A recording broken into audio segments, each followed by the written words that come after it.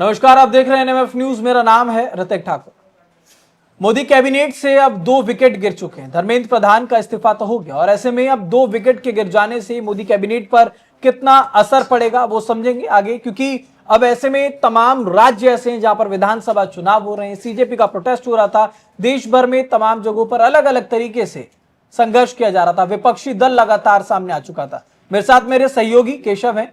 केशव, सबसे पहले थोड़ा सा समझाइए कि आखिरकार ये जो 2 विकेट गिरे हैं मोदी कैबिनेट से, इसका कितना असर अब आने वाले समय पर पड़ने वाला है। देखिए, 2 दिन में मोदी सरकार से 2 विकेट गिर गए हैं। धर्मेंद्र प्रधान की इस्तीफे की लंबे समय से मांग की जा रही थी कि शिक्षा मंत्रालय जिस तरीके से उन्होंने हैंडल किया, यूजीसी का विवाद था, नीट पेपर लीक का मामला था, इस कारण से उनके इस्तीफे की मांग की जा रही थी और पिछले 1 महीने से सीजेपी का प्रोटेस्ट जारी था। सरकार पर दबाव भी था। सरकार कह भी रही थी कि इस्तीफा नॉट ऑन कार्ड्स, लेकिन जिस तरीके से दबाव पड़ा, प्रदर्शन हुए और विपक्ष भी जिस तरीके से घेरबंदी कर रहा था, धर्मेंद्र प्रधान ने अपना पद छोड़ दिया। 2 पेज की चिट्ठी भी जारी की और उन्होंने कहा कि नैतिक तौर पर इस्तीफा दे रहे हैं और वो नहीं चाहते कि राष्ट्र विरोधी तत्वों के साथ जो है उनके हित के साथ टकराव हो।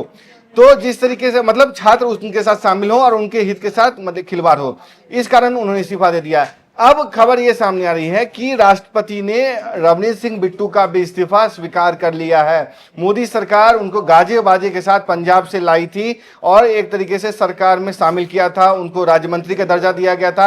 राजस्थान से उनको जो है राज्यसभा सांसद चुना गया था, लेकिन जब उनका 2 साल का कार्यकाल खत्म हुआ, सरकार ने उसको कंटिन्यू नहीं किया, उनको दूसरा कार्यकाल नहीं दिया गया। ऐसे में उनका जो है मंत्रालय से इस्तीफा तय माना जा रहा था। उन्होंने इस्तीफा दिया भी और बीती शाम जो है राष्ट्रपति की ओर से इस्तीफा स्वीकार भी कर लिया गया। ये पिछले 2 दिन के अंदर दूसरा बड़ा इस्तीफा है। साथ ही साथ अगर हम बात करें पिछले महीने की बात करें तो 1 महीने के अंदर तीसरा इस्तीफा है ये। इससे पहले जॉर्ज कुरियन ने भी इस्तीफा दिया था क्योंकि उनका भी कार्यकाल राज्यसभा के तौर पे नहीं बढ़ाया गया था।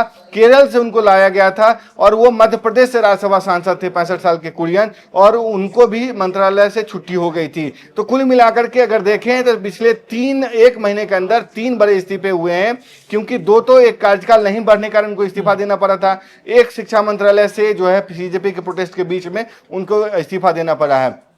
आपको बताएं कि जो रवनीत सिंह बिट्टू का इस्तीफा है इसलिए भी अपने आप में महत्वपूर्ण है। लोग समझ नहीं पा रहे थे कि अगर आपको इनका इस्तीफा ही लेना था, इनका मंत्रालय छुट्टी करवानी थी, तो इनको मंत्रालय में जगह क्यों दी थी। रवनीत सिंह बिट्टू कांग्रेस के बड़े लीडर रहे थे, पूर्व मुख्यमंत्री बेअंत सिंह के पोते माने जाते हैं। उनको जो है बीजेपी ये सोच करके लाई थी कि इनका इस्तेमाल पंजाब जो आगामी विधानसभा चुनाव है उसमें किया जाएगा, और पंजाब में आप जानते हैं कि सरगर्मी बढ़ भी गई है। इस लिहाज से तमाम राजनीतिक दल जो है वहां पे अपनी जो है कार्रवाई शुरू भी कर रहे हैं, एक्टिविटी शुरू कर चुके हैं। बीजेपी अभी अपना बिगुल फूंक रही है। इस लिहाज से उनको ऐसा लग रहा है कि अब संगठन में भेजा जा रहा है, उनको संदेश दिया गया है कि आप वहां जमीन पर जाकर काम करिए और जो जट सिख हैं उनको बीजेपी की तरफ लाने की कोशिश करें।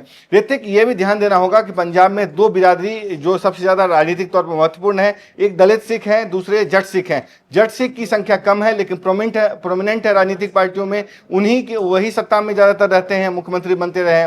लेकिन वोट बैंक के लिहाज से देखें तो दलित सिख जो है सबसे ज्यादा संख्या में। तो बीजेपी चाह रही है कि दलित सिख और जो जट सिख है दोनों के समर्थन मिले, क्योंकि दलित सिख जो है बीजेपी की तरफ आ सकते हैं, लेकिन जट सिख जो है अब तक कांग्रेस और आम आदमी पार्टी की तरफ है, तो उनको अपनी तरफ लाने की कोशिश कर रही है। इसी लिहाज से एक रवनीत सिंह बिट्टू जैसे युवा एक बड़े चेहरे को जो है संगठन में भेजा गया है, इसलिए उनको कंटिन्यू नहीं किया गया। उनको सुरक्षा भी दी गई थी। जिस तरीके से राहुल गांधी के साथ टकराव भी हुआ था, गद्दार वाला मामला, एक तरीके से बयानबाजी हुई थी मकर द्वार पे। तो कुल मिलाकर के देखें तो 2 बड़े इस्तीफे जो है 1 दिन के अंदर हुए हैं, स्वीकार किए गए हैं, और इस लिहाज से अब देखें तो अब आने वाले दिनों में ऐसा संभावना है कि मोदी सरकार के जो है मंत्रिमंडल का जो रिशफल होकर रहेगा।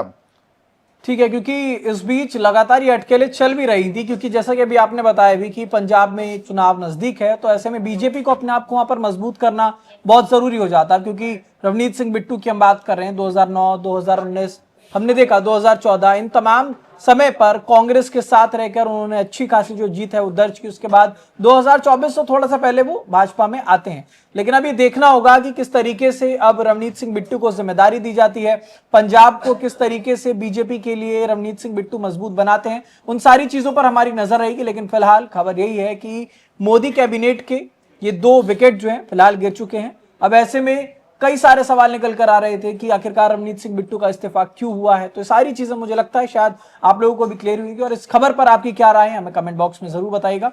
देश दुनिया से जुड़ी तमाम खबरों के लिए देखते रहिए एनएमएफ न्यूज।